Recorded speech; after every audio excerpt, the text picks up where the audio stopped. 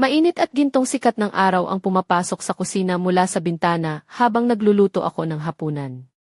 Ang humuhuni ng radyo ang nagsisilbing banayad na tugtog na nagpapakalma sa aking mga iniisip, na paulit-ulit na bumabalik kay Miguel, ang aking anak na lalaki na kakauwi lang mula sa kolehiyo. Hindi na siya yung maliit na batang palaging sumusunod sa akin at nagtatanong ng walang katapusang mga tanong tungkol sa buhay.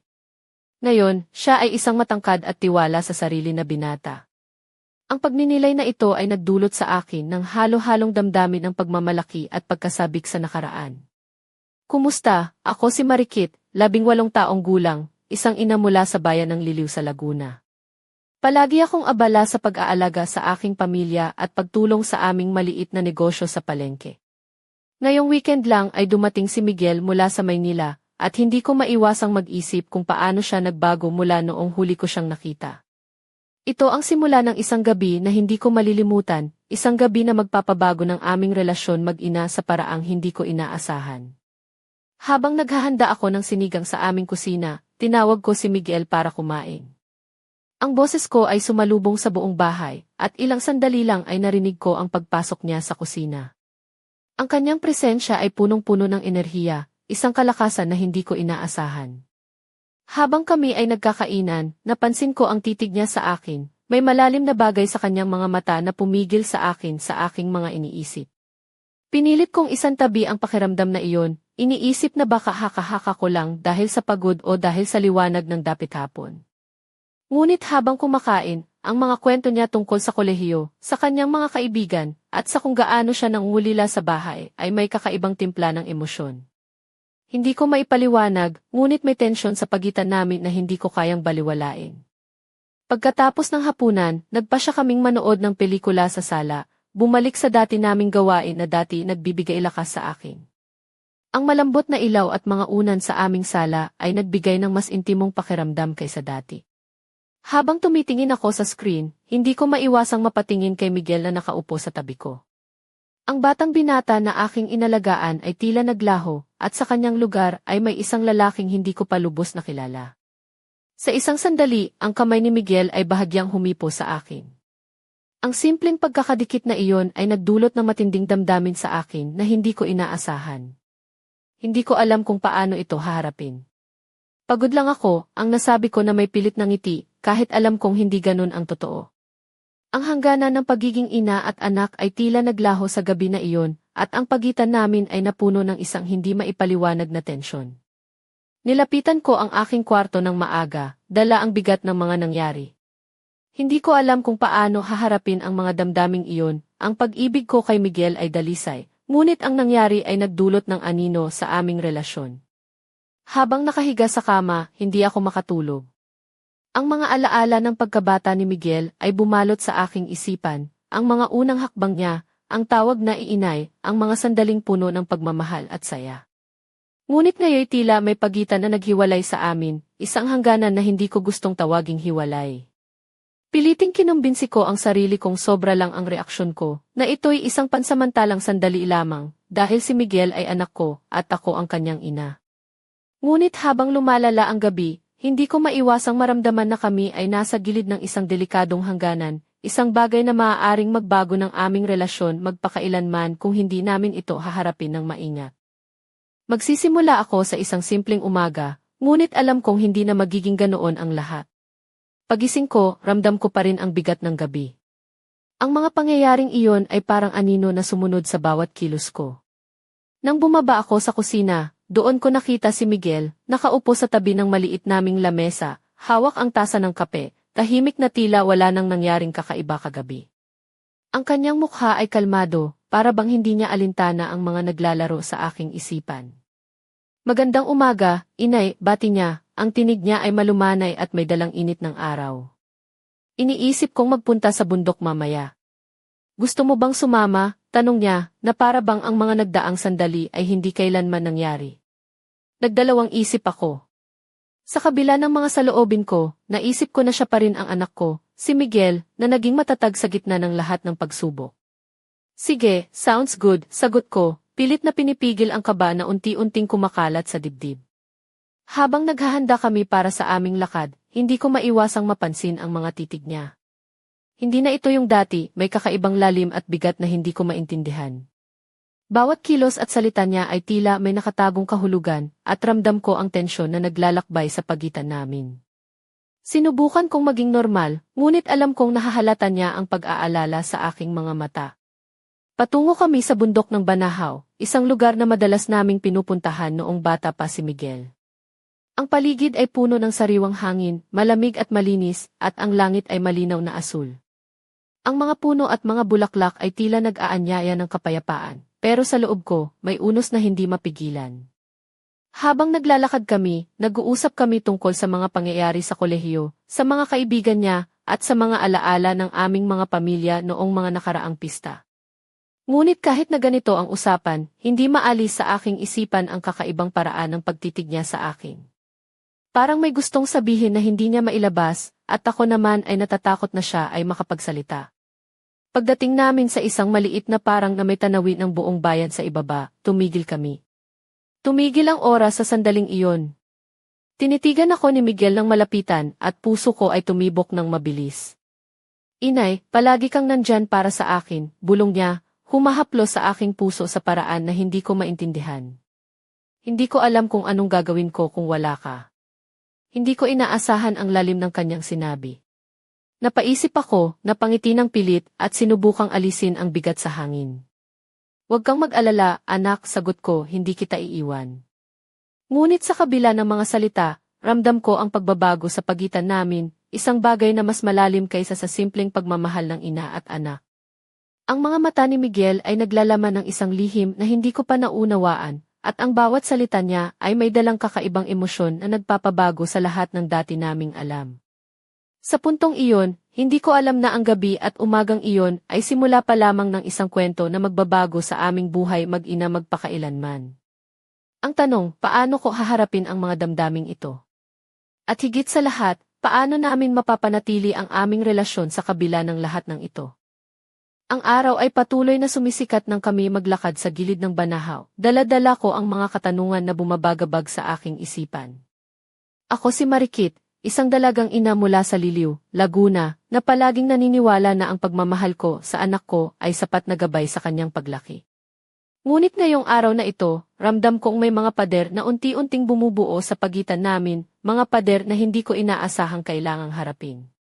Habang naglalakad kami sa madamong daan, unti-unting nabuksan ni Miguel ang kanyang puso. Sinabi niya ang mga kwento ng kanyang buhay sa Maynila, ang mga bagong kaibigan, ang mga pagsubok sa kolehiyo, at ang mga pangarap na tila mas malaki kaysa sa maliit naming bayan. Ngunit sa bawat salitang lumalabas sa kanyang bibig, ay halong lungkot at pag-aalinlangan. Nang tanungin ko siya tungkol sa kanyang mga plano sa buhay, napansin kong tumigil siya saglit bago sumagot, at ang mga mata niya ay humarap ng diretso sa akin. Inay, minsan hindi ko alam kung saan ako patungo, sabi niya, na maihalong kaba at pag-aalinlangan. Parang may kulang sa buhay ko at hindi ko alam kung paano ito haharapin. Hindi ko mapigilang maantig sa kanyang mga salita. Naalala ko ang mga unang taon niya, yung mga araw na siya ay maliit, puno ng kuryusidad at sigla. Ngayon, para siyang isang dayuhan na unti-unting lumalayo sa akin, at ako ay nababalot ng pag-aalala. Ngunit higit sa lahat, naramdaman ko ang isang bagong uri ng tensyon, isang bagay na hindi ko lubos maipaliwanag.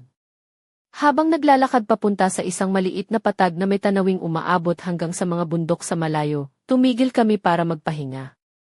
Ang hangin ay malamig at maaliwalas, ngunit ang aming usapan ay naging maseryoso.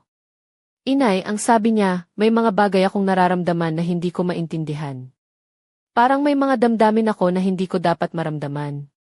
Tumigil ako sa paghinga at ang puso ko ay tila huminto sa pagpitik. Alam kong may tinatago siya, isang lihim na nagtatago sa ilalim ng mga salita niya. Miguel, ang boses ko ay nanginginig, ano ba ang ibig mong sabihin? Hindi siya agad sumagot. Tumitig siya sa akin ng matagal, at sa kanyang mga mata ay nakita ko ang pagkalito, ang sakit, at ang isang bagay na mas malalim pa. Hindi ko alam kung paano sasabihin ito ng tama, Inay, pero ang nararamdaman ko ay higit pa sa pagiging anak mo, ang sabi niya, na parang lumalaban sa kanyang sariling damdamin. Ang mga salitang iyon ay bumagsak sa akin na parang kidlat sa araw. Ang lahat ng mga alaala, ng pagmamahal, at ng pagiging ina ay biglang naghalo sa isang pusong puno ng takot at pagdududa. Ang hangganan na akala ko ay matatag ay unti-unting natutunaw, at ako ay naiwan sa gitna ng isang bagyong emosyon. Napikit ako ng sandali, sinusubukan ang kontrolin ang sarili. Miguel, mahal kita bilang anak ko, ang sabi ko ng mahina, pero may mga hangganan na hindi natin dapat lagpasan kahit gaano pa tayo kalapit.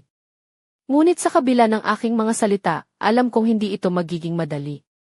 Ang gabi ay malapit na at dala ng dilim ay ang mga lihim at damdaming kailangang harapin. Sa puso ko, ramdam ko na ang aming kwento ay hindi pa tapos, bagkus, ito ay nagsisimula pa lamang sa isang masalimuot na landas na puno ng pagsubok at pag-asa. Habang dumidilim na ang paligid ng Banahaw, ramdam ko ang bigat ng bawat hakbang na tinatahak namin ni Miguel pabalik sa bayan. Ang lamig ng hangin ay tila sumasalamin sa malamig na tensyon na bumabalot sa aming pagitan. Ako si Marikit, isang ina mula sa Liliw, Laguna, na ngayon ay nahaharap sa isang laban na hindi ko inaasahan, ang pagharap sa mga damdaming nagbabago ng aming relasyon ni Miguel. Ang anak kong lalaking palaging pinangarap kong maging malakas at matatag. Pagdating namin sa bahay, inihanda ko ang hapunan, pilit na pinihit ang mga sitwasyon sa aking isipan upang mahanapan ng sagot ang mga tanong na bumabagabag sa akin. Nakaupo si Miguel sa sala, tahimik at tila malalim ang iniisip.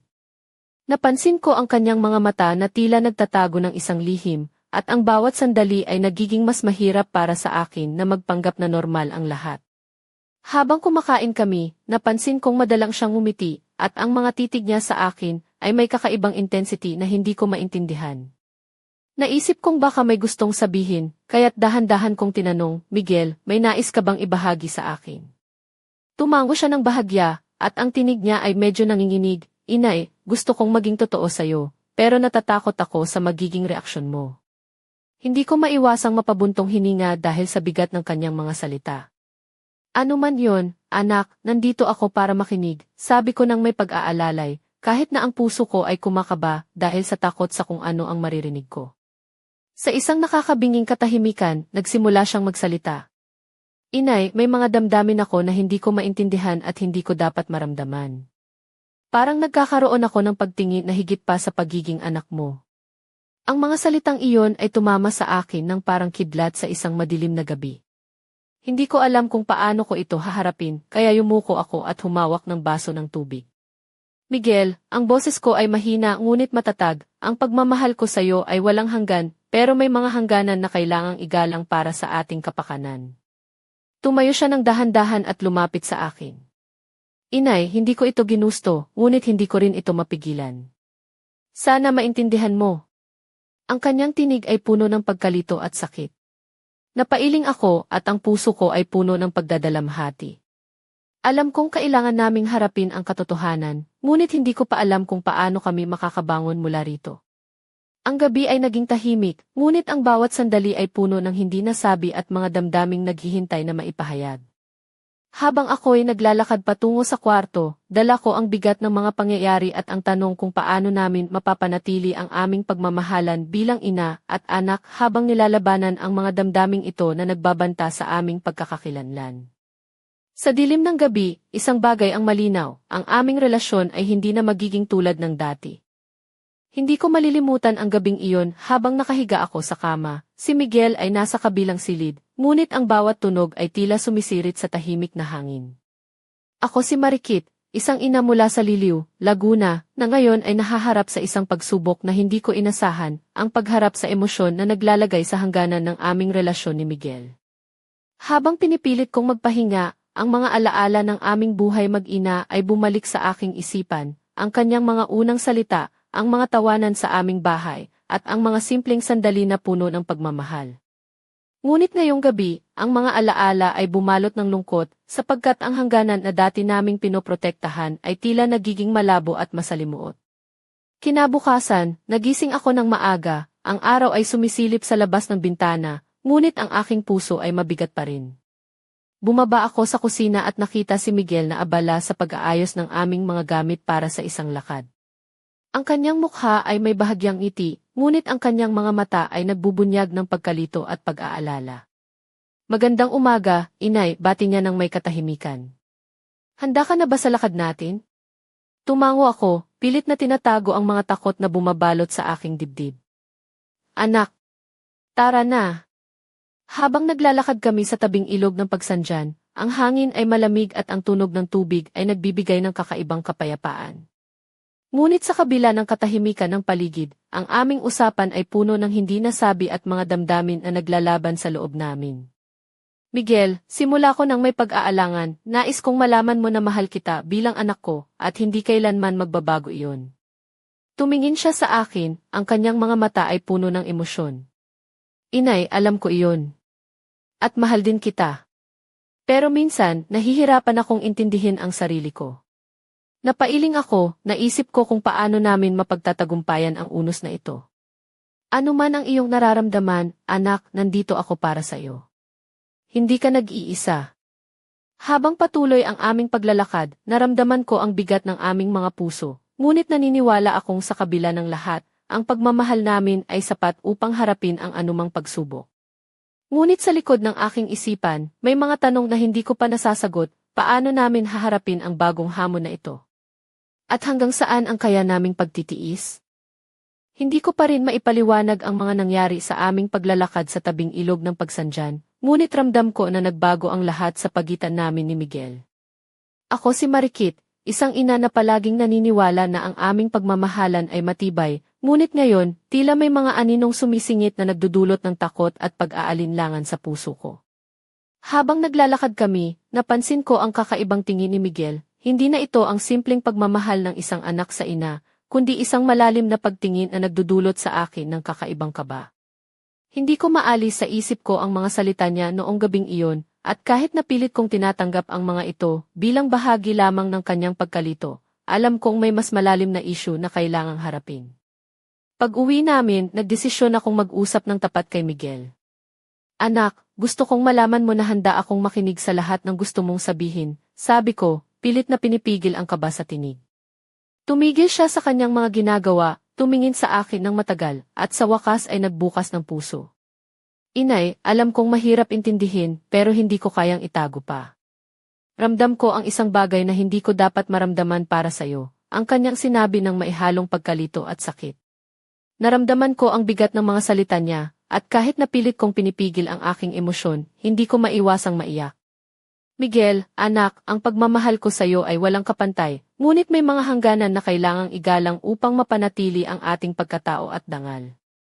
Napahawak siya sa aking kamay, at sa kanyang mga mata ay nakita ko ang pagnanais na maunawaan at ang sakit ng pagkalito.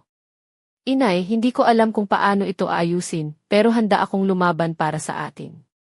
Napangiti ako ng bahagya, kahit na ang puso ko ay puno ng takot. Alam kong hindi ito magiging madali, ngunit sa kabila ng lahat, naniniwala ako na ang aming pagmamahal bilang mag-ina ay kayang pagtagumpayan ang anumang unos kung kami lamang ay magtutulungan. Ngunit sa likod ng aming mga salita, alam kong may mga lihim pa na kailangan naming tuklasin at mga sugat na kailangang pagalingin. At sa mga susunod na araw, ang aming relasyon ay haharap sa mga pagsubok na maglalagay ng matinding hamon sa aming pagmamahalan. Hindi ko inasahan na magkakaroon ng ganitong pagbabagong magaganap sa aming buhay, lalo na sa pagitan namin ni Miguel. Ako si Marikit, isang ina mula sa Liliw, Laguna, at ngayon ay nahaharap sa isang komplikadong sitwasyon na halos sirain ang pundasyon ng aming relasyon. Ngunit ang pinakamalaking gulat ay darating pa lamang. Isang gabi, habang nag-aayos kami ng mga gamit sa sala, napansin kong may kakaibang itsura si Miguel, tila may dinadala siyang mabigat na sikreto. Nang hindi ko na matiis ang tensyon, tinanong ko siya ng diretsyo, Miguel, ano ba talaga ang nangyayari?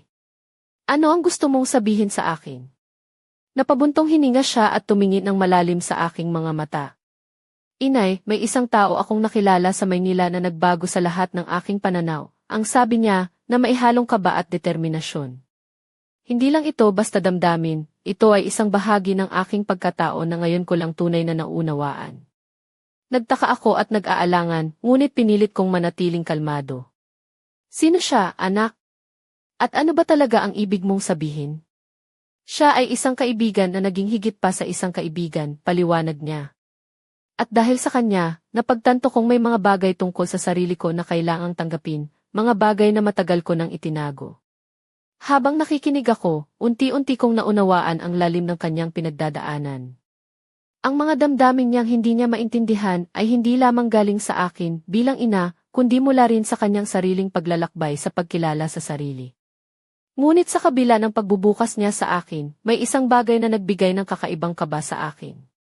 Miguel, tanong ko ng maingat, mayroon bang kinalaman ang mga ito sa nararamdaman mo para sa akin? Tumigil siya saglit at sa kanyang mga mata ay nakita ko ang pag-aalinlangan.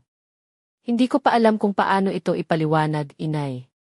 Ngunit may mga sandaling nahihirapan akong kontrolin ang aking damdamin. Hindi ko alam kung dapat ba akong magulat o umasa. Ang mga salitang iyon ay nagbukas ng pinto sa isang masalimuot na mundo na hindi ko pa naisip na haharapin. Sa puso ko, alam kong kailangang maging matatag kami ni Miguel, ngunit ang mga susunod na araw ay tiyak na puno ng mga pagsubok na maglalagay sa amin sa bingit ng aming katatagan. Habang patuloy ang gabi sa aming maliit na bahay sa Liliw, naramdaman ko ang bigat ng mga salitang ipinahayag ni Miguel. Ako si Marikit, isang ina na ngayon ay nakikipaglaban hindi lamang para sa aming pamilya, kundi para sa isang katotohanang matagal nang itinago sa mga lihim ng puso ng aking anak. Ang mga susunod na sandali ay nagdala ng isang hindi inaasahang pag-ikot sa aming kwento. Muling tumahimik si Miguel, tila nag-iisip ng malalim bago sumunod ang kanyang mga salita. Inay, may isa pang bagay na kailangan mong malaman, ang kanyang boses ay halos bulong, puno ng takot at pag-asa. Hindi lang ito tungkol sa damdamin kong hindi ko maintindihan. May nangyari sa akin na nagbago sa lahat, isang bagay na hindi ko inaasahan. Napatingin ako ng mabigat, ang puso ko ay tila bumilis ang tibok. Anong nangyari, anak? Sabihin mo sa akin. Tumigil siya saglit at pagkatapos ay dahan-dahan niyang inilabas ang isang maliit na kahon mula sa kanyang bag. Ito ang regalo niya sa akin noong huli kaming nagkita sa Maynila. Sabi niya habang pinapakita ang isang simpleng singsing na may maliit na bato. Sabi niya, ito ang simbolo ng pagtanggap sa tunay kong sarili. Hindi ko mawari kung anong emosyon ang bumalot sa akin, pagkagulat, pangamba, at isang kakaibang uri ng pag-unawa. Miguel, anak, ang boses ko ay nanginginig. Alam kong mahirap ang lahat ng ito para sa'yo, pero kailangan nating pag-usapan ng maayos at mahinahon. Gusto kong maging tapat sa'yo, inay, ang sagot niya, pero natatakot akong baka mawala ang pagmamahal mo sa akin. Pinilit kong umiti at mahawakan ang kanyang kamay. Hindi mawawala, anak. Mahal kita, anuman ang iyong maramdaman o piliin sa buhay. Sa gabing iyon, habang kami ay nag-uusap ng masinsinan, naramdaman ko ang bigat ng aming sitwasyon, isang kwento na puno ng emosyon, pag-asa, at takot. Ngunit sa kabila ng lahat, naniniwala akong sa pamamagitan ng pagmamahal at pag-unawa, matatagpuan namin ang daan patungo sa pagkakaayos at pagtanggap. Ngunit sa likod ng mga pangakong iyon, may mga lihim pang hindi nabunyag, mga tanong na kailangang sagutin, at isang hinaharap na puno ng mga hamon na maghihintay sa amin sa mga darating na araw. Habang tumatagal ang gabi sa aming tahanan sa Liliw, ramdam ko ang bigat ng bawat salitang binitiwan ni Miguel, isang damdaming hindi ko inaasahang haharapin bilang isang ina. Ako si Marikit, isang ina na ngayon ay nakatayo sa gitna ng isang unos na tila sumisira sa lahat ng aking pagkakaalam at paniniwala. Habang hawak ko ang kamay ni Miguel, naramdaman ko ang alon ng emosyon na dumadaloy sa pagitan namin, pag-ibig, takot, pagkalito, at pag-asa. Ang simpleng singsing na hawak niya ay naging simbolo ng isang bagong yugto, isang katotohanang kailangang harapin at tanggapin. Ang mga pangarap at plano na matagal naming binuo ay parang unti-unting nagiging malabo, at ang daan pasulong ay puno ng mga hadlang na hindi namin inaasahan. Ang bawat paghinga ko ay tila mabigat, at ang mga salita ay naglalaro sa aking isipan. Paano ko haharapin ang mga bagong damdaming ito? Paano ko mapapanatili ang pagmamahal namin ni Miguel habang nilalabanan ang mga unos na ito? Ang hangganan ng pagiging ina at anak ay tila nagiging malabo, at ako'y nahaharap sa isang labirint ng emosyon na sulit pagnilayan. Sa kabila ng lahat, may isang bagay ang malinaw sa akin, ang pagmamahal ko kay Miguel ay hindi mawawala kahit ano paman ang mangyari. Ngunit ang pagmamahal na ito ay kailangang samahan ng pag-unawa at respeto sa bawat isa. Hindi namin pwedeng ipagwalang bahala ang mga damdaming ito, ngunit kailangan naming harapin ang mga ito ng may tapang at katapatan. Sa puntong ito, naramdaman ko ang bigat ng responsibilidad bilang isang ina, na hindi lang basta magmahal kundi maging matatag sa gitna ng unos.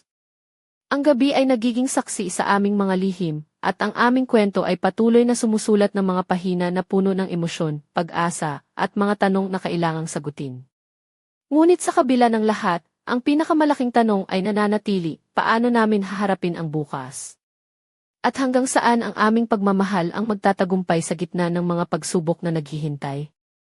Ang huling sandali ng gabi ay bumalot sa amin ng isang kakaibang katahimikan, isang katahimikan na puno ng mga salita na hindi nasambit, mga damdaming lihim na naglalaban sa loob ng aming mga puso.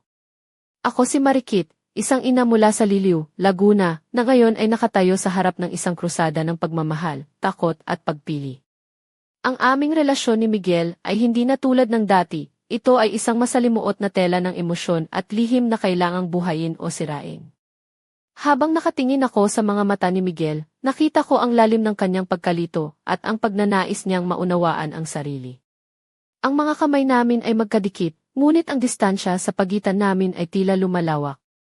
Alam kong may mga hangganan na kailangang igalang, ngunit ang puso namin ay nagkukubli ng mga lihim na tila nagbabanta sa aming pagkakakilanlan. Anak, ang boses ko ay nanginginig, hindi ko alam kung ano ang magiging bukas para sa atin, ngunit handa akong harapin ito, basta't magkasama tayo. Ngunit bago pa man masagot ni Miguel, tumunog ang aming pinto. Isang sulat ang iniabot sa akin ng kapitbahay, isang lihim na babala na magpapabago sa lahat ng aming inaakala tungkol sa aming buhay. Ang sulat ay may mga salita na naglalaman ng mga katotohanang hindi namin inaasahan, mga lihim na matagal nang itinatago, at mga kahihinatnan na maaaring wasakin ang aming mundo. Ang gabi ay naging mas madilim at ang aming mga puso ay puno ng pag-aalinlangan. Ang aming kwento ay hindi pa tapos, ito ay sumisirit sa isang masalimuot na yugto na puno ng misteryo at panganib. Ang tanong ay nananatili, ano ang laman ng lihim na sulat? At paano ito magbabago sa aming buhay mag-ina? Sa harap ng mga pagsubok na ito, kami ni Miguel ay kailangang magdesisyon, tatanggapin ba namin ang katotohanan, o iiwasan ito at magpapanggap na walang nangyari? Ang sagot ay nasa susunod na kabanata ng aming kwento, isang kwento ng pag-ibig, lihim, at pagharap sa hindi inaasahang kapalaran.